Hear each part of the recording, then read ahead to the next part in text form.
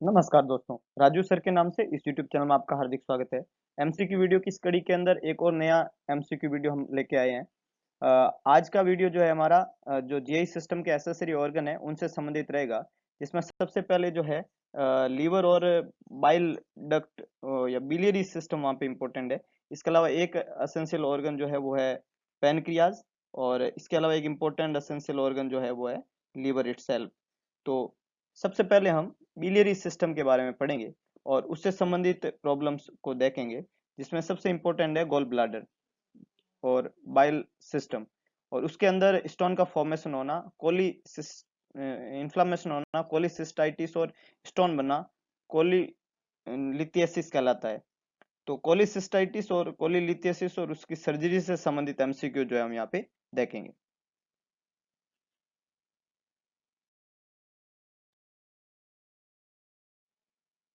The first one, if a gallstone become lodged in the common bile duct, we should anticipate that the client's stool would most likely become what color? First है green, second one grey, third option है black और fourth one brown. Gallstone जो कि common bile duct के अंदर laws हो गया, मतलब लॉज का मतलब है वहां पे रुकावट कर दी उसने, ऑब्स्ट्रक्शन कर, और ऑब्स्ट्रक्शन करने के बाद में जब आप उसको एंटिसिपेट कर रहे हो मरीज को, तो उसके स्टूल का कलर जो है वो कैसा हो जाएगा, ये क्वेश्चन ने पूछा है। ग्रीन, ग्रे, ब्लैक और ब्राउन, चार कलर यहाँ पे दिए हुए हैं। What is the correct one? Yes, B is the maximum लोग जो है बी ग्रे कलर का स्टूल वहां पे बोल रहे हैं। ग्रे कलर का स्टूल जो कि एक करेक्ट आंसर है। जब भी बाइल जो है वो इंटेस्टाइन तक नहीं पहुंच पाता है, जब बाइल इंटेस्टाइन तक नहीं पहुंच पाता है, देखिएगा लीवर के अंदर बाइल का फॉर्मेशन होता है, गोल ब्लैडर में वो स्टोन रहता है, और कॉमन बाइल डक्ट जो ड्यूडिनम के अंदर खुलता है। तो अगर बाइल ड्यूडिनम तक नहीं पहुंचेगा, क्यों नहीं पहुंच रहा है? क्योंकि वहां पे स्टोन है। तो जब बाइल ड्यूडिनम तक नहीं पहुंचेगा, इंटेस्टाइन तक नहीं पहुंचेगा, तो फिशेज जो है उसमें बाइल पिगमेंट नहीं होगा। जब फिशेज में बाइल पिगमेंट नहीं होगा तो उसका कलर जो है, स्टूल का कलर जो है वो ग्रे क्ले कलर स्टूल हो जाएगा। ग्रे बोलो और क्ले कलर स्टूल बोल सकते हो, इसको एक और नाम बोलते हैं, हम क्या बोलते हैं? Clay colour stool. तो क्ले कलर स्टूल हो जाएगा या पुट्टी लाइक स्टूल हो जाएगा। इसको अपन पुट्टी लाइक स्टूल भी बोलते हैं। ये तीनों नाम एक ही है ना? ज्यादातर एग्जाम में क्ले कलर आपको वहां पे मिलता है, तो ये तीनों नाम एक ही है। ग्रे, क्ले कलर या पुट्टी लाइक स्टूल जो है वहां पे देखने को मिलेगा। एक ऑप्शन है यहाँ पे ग्रीन, तो डार्क ग्रीन अगर स्कूल स्टूल का कलर हो जाए तो इसका मतलब है उसमें बाइल पिगमेंट प्रेजेंट है। लेकिन यहाँ पे जब पिगमेंट प्रेजेंट नहीं होता तो वो ग्रे कलर का होता है। तो अगर ग्रीन कलर का है इसका मतलब बाइल पिगमेंट प्रेजेंट है। अगर स्टूल का कलर ब्लैक होता है, जो सी ऑप्शन में है, इसका मतलब जीआई ब्लीडिंग हो रही है ना? ब्लैक कलर का स्टूल, ब्लैक टेरी स्टूल जो है वो जीआई ब्लीडिंग को, गैस्ट्रोइंटेस्टाइनल ब्लीडिंग को इंडिकेट करता है। पेप्टिक अल्सर, गैस्ट्रिक अल्सर और वेरी इसोफेजियल वेरिसेज वगैरह में देखने को मिलता है। और कभी कभी जो है वो स्टूल जो है उसका कलर अगर वहाँ पे मेडिकेशन के द्वारा, सम मेडिकेशन जो लाइक आयरन सप्लीमेंटेशन, उसकी कलर, उसकी वजह से भी स्टूल का कलर ब्लैक होता है ना? तो आयरन रिप्लेसमेंट जब हम करते हैं ओरली तो स्टूल का कलर ब्लैक हो जाता है, ब्लैक टेरी स्टूल। तो ये वहां पे देखने को मिलेगा। और लास्ट है ब्राउन स्टूल, तो ये स्टूल का नॉर्मल कलर होता है ब्राउन, है ना? तो ए, सी और डी यहाँ पे रॉन्ग आंसर जाएंगे। जब भी ऑब्स्ट्रक्शन है और बाइल पिगमेंट नहीं आ रहा है तब वो ग्रे है, आ रहा है तो ग्रीन है, नॉर्मल है तो ब्राउन है। और ब्लड या आयरन सप्लीमेंट मरीज ले, ब्लड ब्लीडिंग हो रही है कहीं या बाहर से आयरन सप्लीमेंट लिया जा रहा है तो ब्लैक कलर।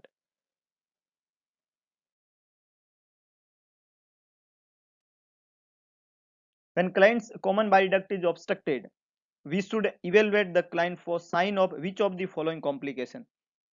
जब कॉमन बाइल डक्ट ऑब्स्ट्रक्टेड हुआ है तो कौन सा कॉम्प्लिकेशन होने की संभावना है, किस कॉम्प्लिकेशन के साइन को वहां पे हमें इवेलुएट करना है? फर्स्ट है रेस्पिरेटरी डिस्ट्रेस हो जाएगा, सेकंड वन है सर्कुलेटरी ओवरलोड हो जाएगा, थर्ड वन है यूरिनरी ट्रैक्ट के अंदर इन्फेक्शन हो जाएगा, और फोर्थ वन है प्रोलॉन्ग हो जाएगा bleeding time.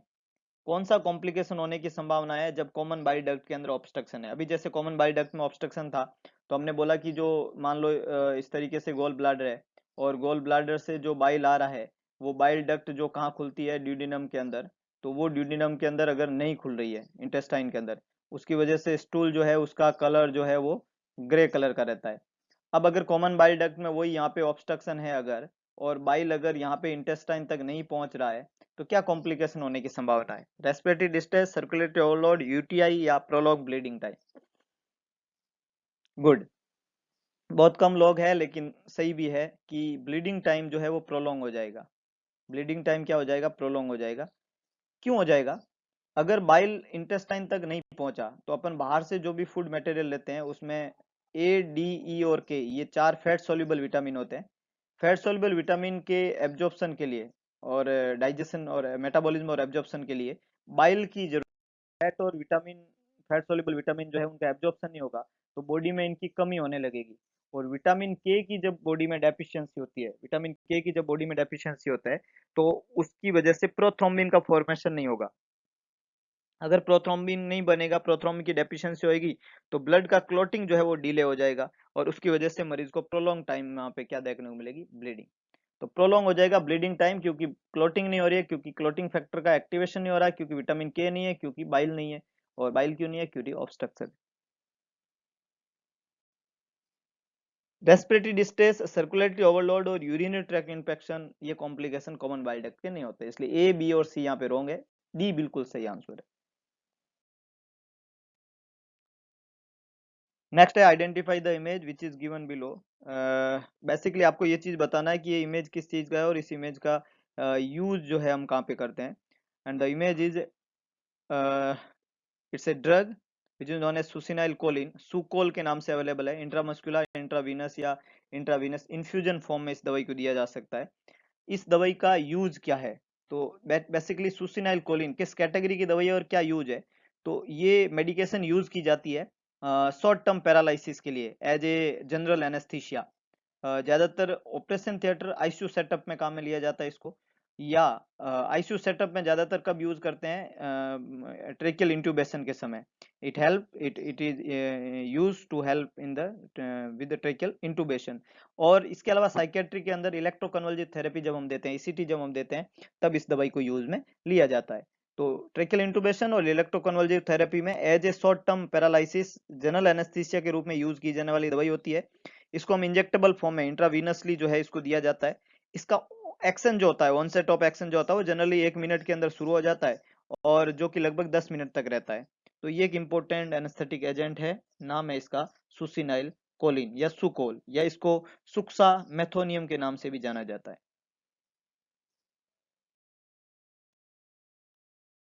Next, how much bile would the we expect the T tube to drain during the first 24 hours after a कोलिडोकोलिथोटोमी।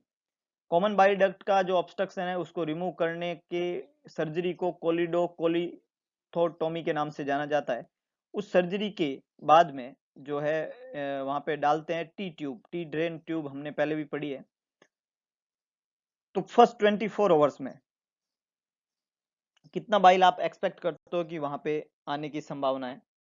First option है 50 टू 100 ml, सेकंड यहाँ पे है 150 टू 250 ml, थर्ड वन है 300 to 500 ml and fourth one है 550 to 700 ml।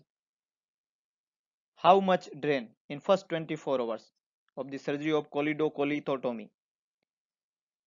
It's 50 to 100, 150 to 250, 3 to 5 और 550 to 700। It's about half litre and the half litre is 300 to 500 ml। See यहाँ पे correct answer जाएगा। 300 to 500 ml जो होता है वो यूजुअली फर्स्ट 24 आवर्स में आफ्टर सर्जरी जो है देखने को मिलता है। उसके बाद में सर्जरी के 3 से 4 दिन बाद में जैसे जैसे एडिमा सबसाइड हो जाता है, एडिमा कम हो जाता है कॉमन बाइल डक्ट का, तो अमाउंट भी कम होता जाता है और ये 200 से भी कम रह जाता है। तो ए और बी ऑप्शन जो है 50 टू 100 और 150 टू 250 ml, ये ज्यादातर जो है वो 24 आवर्स के बाद में होता है। तो 24 आवर्स के बाद में धीरे धीरे कम होने लगता है ड्रेन। मैक्सिमम जो है वो 500 ही होता है, 550 700 बहुत ज्यादा है। तो ए और बी बहुत कम है, ये 2 से 3 दिन बाद में ऐसा होता है। और डी जो है वो बहुत ही ज्यादा है, ये फर्स्ट 24 आवर्स में भी नहीं होगा। तो करेक्ट आंसर रहेगा सी, जो कि 300 टू 500 ml है। उसके बाद में कम होगा, ज्यादा से ज्यादा 500 हो सकता है, इससे ज्यादा नहीं होता है। नेक्स्ट है when we measure the amount of bile drainage from a T tube. T tube से बाइल ड्रेन हो रहा है, नॉर्मल अमाउंट हमने अभी पढ़ा 300 टू 500 ml के आसपास होना चाहिए। वो जब ड्रेन हो रहा है टी ट्यूब से तो उस ड्रेन को हमें रिकॉर्ड करना है। तो किस मेथड के द्वारा हम उसको रिकॉर्ड करेंगे, जब हम उसको मेंशन कर रहे हैं चार्ट के अंदर, तो किस मेथड से रिकॉर्ड करेंगे? फर्स्ट है adding it to client's urine output, उसको यूरिन आउटपुट में ऐड करके रिकॉर्ड कर दो। मान लो 500 ml यूरिन आउटपुट आया और 350 ml आया, तो आप 850 ml लिख दो साथ में ही। पहला तरीका तो ये है। दूसरा, charting it separately on the output record, output record में इसको सेपरेट चार्ट करो कि ये यूरिन आउटपुट है, ये ड्रेन का आउटपुट है। थर्ड वन है adding it to the amount of wound drainage, कोई वुंड ड्रेनेज है वहां पे, उसके साथ में ऐड करके इसको लिख दो कि 200 ml वुंड ड्रेनेज है, 350 ही है, तो 550 ml टोटल है, ऐसे। और लास्ट है subtract it from the total intake for each day, total intake में से माइनस कर दो। मान लो 300 ml इनटेक लिया, 1000 ml इनटेक लिया और 300 ml बाइल है, तो 700 ml लिख दो, इनटेक में से माइनस कर दो इसको और फिर इनटेक को लिख दो। What the correct way? Urine के साथ में ऐड करेंगे, वुंड ड्रेनेज के साथ में ऐड करेंगे, इनटेक से माइनस करेंगे, या सेपरेटली चार्ट करेंगे? Very good. Some people correct says is B कि साहब इसकी चार्टिंग तो सेपरेटली होती है, और बिल्कुल सही है, इसकी चार्टिंग सेपरेटली होती है। आप आउटपुट रिकॉर्ड के अंदर बाइल के चार्टिंग को सेपरेट करेंगे, तभी आपको पता चलेगा कि कम हो रहा है ना, ज्यादा हो रहा तो प्रॉब्लमेटिक है, कम हो रहा तो सही है। और हमने बोला फर्स्ट 24 आवर्स में ये हाफ लीटर के आसपास होता है, और फिर धीरे धीरे कम होता जाता है ये, और 200 ml और उससे भी कम रह जाता है।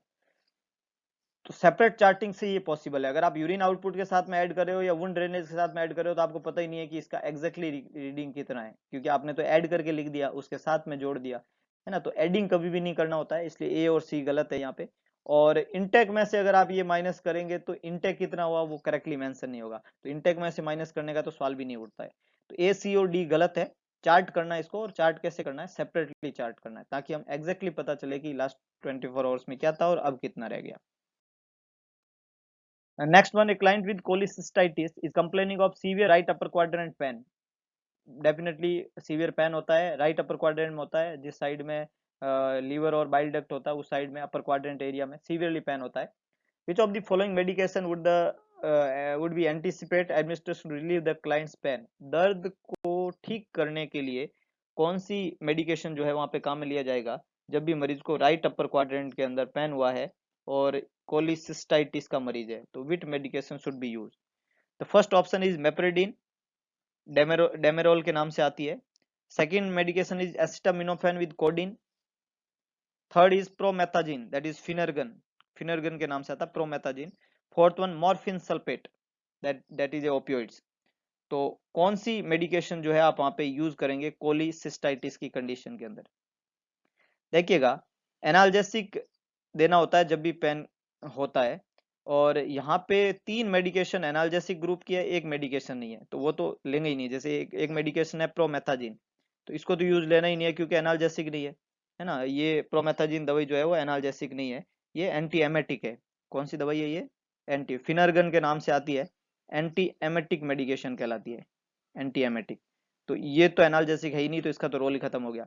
अब मेप्रिडिन, एसिटामिनोफेन और मॉर्फिन 3 तरह की दवाई होती है। सबसे बड़ा एनाल्जेसिक ओपियोइड को माना जाता है। मेप्रिडिन और मॉर्फिन दोनों ओपियोइड ग्रुप की है, और एसिटामिनोफेन जो होता है वो नॉन ओपियोइड एनाल्जेसिक कहलाता है। तो नॉन ओपियोइड्स जो है उससे इतना ज्यादा पेन में रिलीव नहीं होगा। इसके अलावा एसिटामिनोफेन के साथ में यहाँ पे लिखा हुआ है कोडिन, कोडिन दवाई।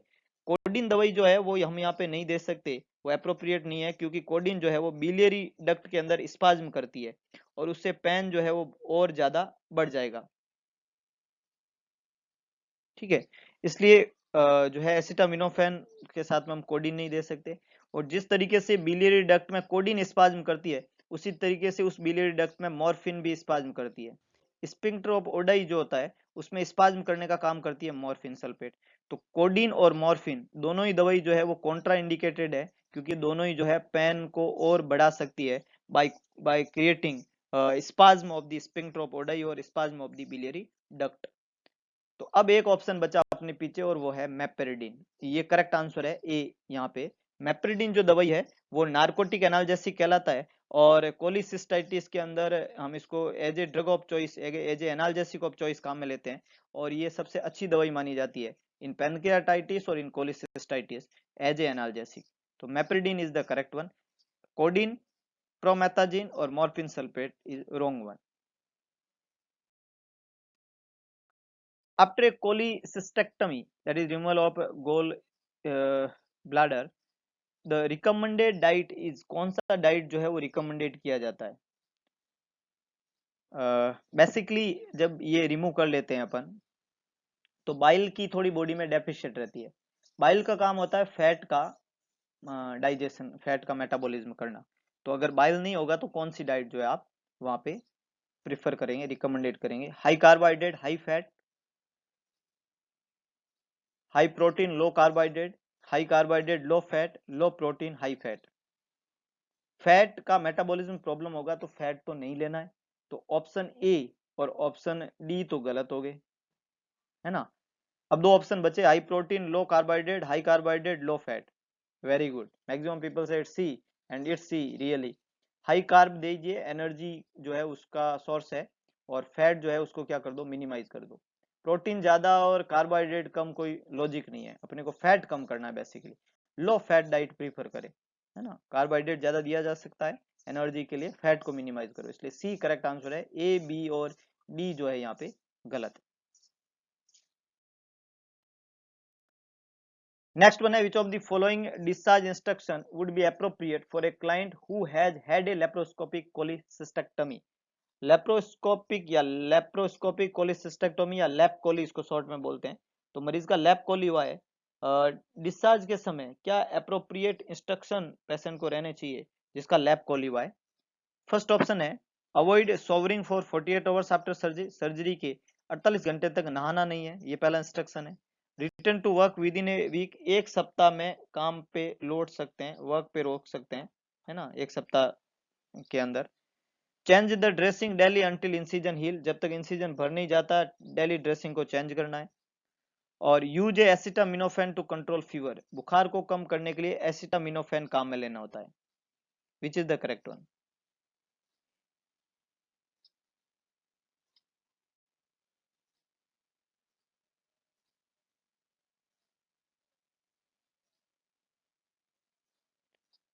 Avoid showering, return to work, change dressing daily, or use acetaminophen to control fever.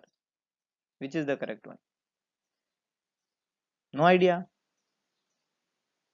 Okay, okay. Some people get idea, but it's wrong one. The correct answer is it's B. That is return to work within a week. I think ये idea कम ही लोगों ने लगा होगा, न के बराबर लगा है, और वास्तव में ये करेक्ट आंसर है।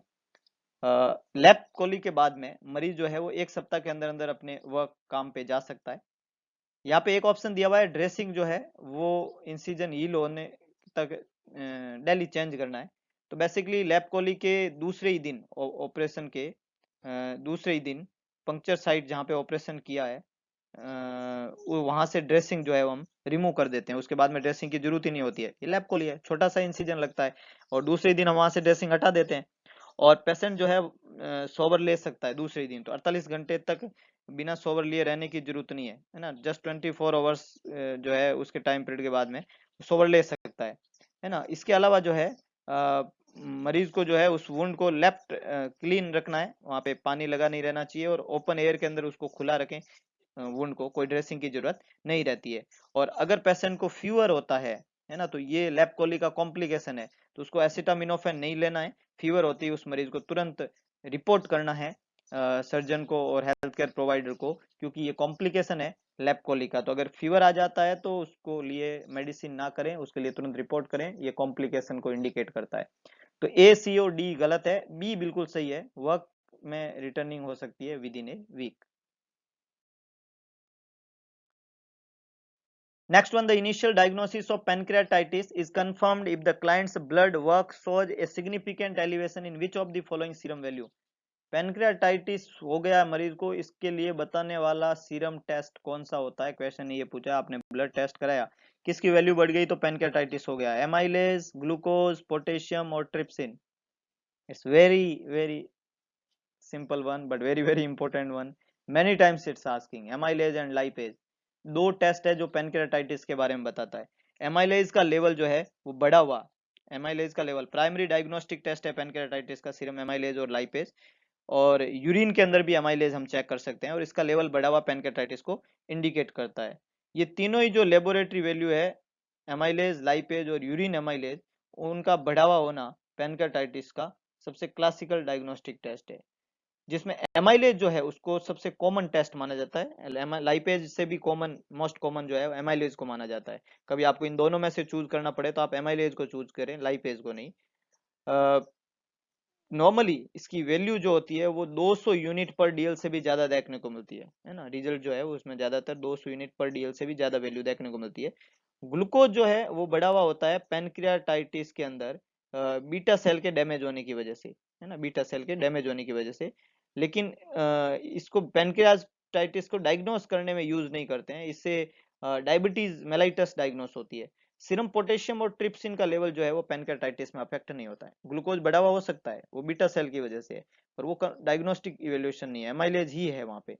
और पोटेशियम और ट्रिप्सिन जो है वो का संबंध इससे नहीं है, या इसमें ये डिस्टर्ब नहीं होते हैं। तो ए यहाँ पे करेक्ट आंसर बनेगा, बी, सी और डी जो है वो रॉन्ग है। Next, which of the following sign and symptom would we expect to see in a client with acute pancreatitis? Acute pancreatitis के sign and symptom क्या रहते हैं? ये क्वेश्चन ने पूछा है। What is the clinical sign and symptom of the patient with acute pancreatitis? क्या clinical sign and symptom होंगे? फर्स्ट ऑप्शन है इट्स डायरिया, सेकेंड वन है इट्स जॉन्डिस, थर्ड वन है it's hypertension and fourth one है it's ascites. Acute pancreatitis के sign and symptom, diarrhoea, jaundice, hypertension या ascites. Very good, jaundice is the correct answer. Jaundice, yellowish discoloration of the skin, present होता है acute pancreatitis में। Obstruction biliary tract में होने की वजह से ऐसा होता है। बोवल साउंड जो है वो डिक्रीज या एब्सेंट होते हैं, तो कॉन्स्टिपेशन होने की संभावना है। डायरिया तो बिल्कुल नहीं हो सकता, है ना। तो बोवल साउंड एब्सेंट होते हैं तो डायरिया नहीं हो सकता, इसलिए ए जो है वहां पे क्या है, गलत है। हाइपोटेंशन हो सकता है ना, क्योंकि पैनक्रियाटिक हेमरेज और टॉक्सिसीमिया जब बॉडी में होता है, सेप्टिसीमिया होता है, तो बीपी फॉल होता है, तो हाइपोटेंशन हो सकता है। हाइपरटेंशन होने की संभावनाएं खत्म होती है। और एसाइटिस जो होता है वो कॉमनली पोर्टल हाइपरटेंशन या लीवर डिजीज के अंदर, लीवर सिरोसिस के अंदर देखने को मिलता है, जिसमें फ्लूइड एक्यूमुलेशन हो जाता है एब्डोमिनल कैविटी के अंदर। पैनक्रेटाइटिस में एसाइटिस नॉर्मली नहीं होता है। तो ए, सी और डी जो है वो गलत है, बी बिल्कुल सही है। जॉन्डिस पैनक्रेटाइटिस के अंदर पेशेंट में देखने को मिलता है, ये एक्सपेक्टेड क्लिनिकल साइन है in the patient with pancreatitis. तो ये एक इम्पोर्टेंट जो है एमसीक्यू है। तो आज के लिए बस इतना ही। इसी तरह के मजेदार एमसीक्यू को सुनने के लिए जुड़े हुए रहे मेरे यूट्यूब चैनल से। अगर आपको वीडियो पसंद आए तो वीडियो को लाइक करें, वीडियो को शेयर करें और कमेंट बॉक्स में अपना सुझाव जरूर डालें। इसके अलावा एक काम जरूर करें, इस चैनल और इस वीडियो को मैक्सिमम लोगों तक पहुंचा के कई सारे लोगों का भला करने की कोशिश करें। करके देखिएगा, अच्छा लगता है। धन्यवाद।